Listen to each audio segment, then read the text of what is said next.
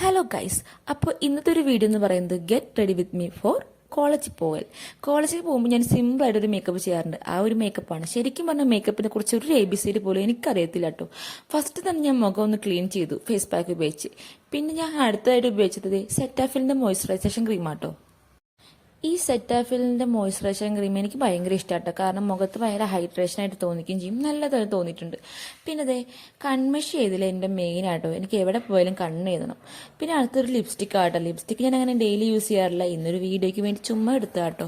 പിന്നെ എൻ്റെ hair style എപ്പോഴും എനിക്ക് ഈ ഒരു ഹെയർ സ്റ്റൈലിന് കിട്ടും, ഇടയ്ക്ക് മാത്രമേ ഒരു ചേഞ്ച് ഉള്ളൂ. കൂടുതൽ സമയം ഞാൻ ചിലവഴിക്കുന്നത് ഹെയർ സ്റ്റൈലിന് വേണ്ടിയാട്ടോ.